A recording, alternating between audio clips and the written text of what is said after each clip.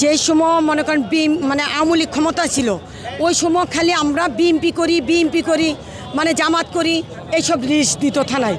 আর এখন আওয়ামী লীগ আইসে পরে আবার আমাদের নিয়ে বাহানা করে যে আমরা আওয়ামী লীগ করি, এই করি সেই করি। আমাদের এলাকার সবার যারা মনে করেন ভুক্তভোগী, যারা মানে মামলা খেয়ে রয়েছে বিএমপির সময়, এদেরকেও মানে আওয়ামী লীগ মানে এরকম অবস্থা। আর ওই সময় সে বড় বড় কর্মকর্তাদেরকে নিয়ে মানে মিটিং করে যে মাটি কাটার থেকে কোনো বিএমপি কোনো লোক থাকতেই পারবে না, এই ফ্যামিলি বিএমপি করে, ওই ফ্যামিলি বিএমপি করে, মানে তাদের লিস্ট প্রত্যেকটা থানাত তাদের লিস্ট, মানে এই ধরনের কাজগুলো সে করে বেড়াইতো।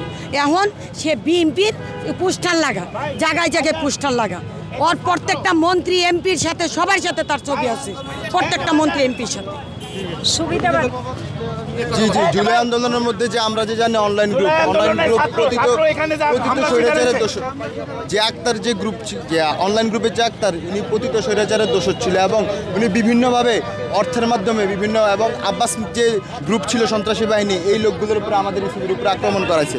কিন্তু এখন সে যদি দাবি করে যে সে পতিত স্বৈরাচারের সঙ্গী ছিল না, সে স্বরাষ্ট্র মন্ত্রণালয়ের পাওয়ারে এখানে বিভিন্ন আপনারা বলেন দখল বলেন হামলা বলেন, এই ক্যান্টনমেন্ট এরিয়ার মধ্যে আক্তার মিয়া অনেক আমাদের উপরে অত্যাচার করছে। যে গরিব দুঃখী মানুষ যারা ছিল তাদের মনে করেন যে করছে কি যেন ঘর বাড়ি দখল সহ বিভিন্ন তারা কাজ করছে। এই জুলাই আন্দোলনের মধ্যে তার ভূমিকা আওয়ামী লীগের পক্ষে ছিল, কিন্তু এখন যদি সে তার খোঁজ পরিবর্তন করে তা কিন্তু হবে না।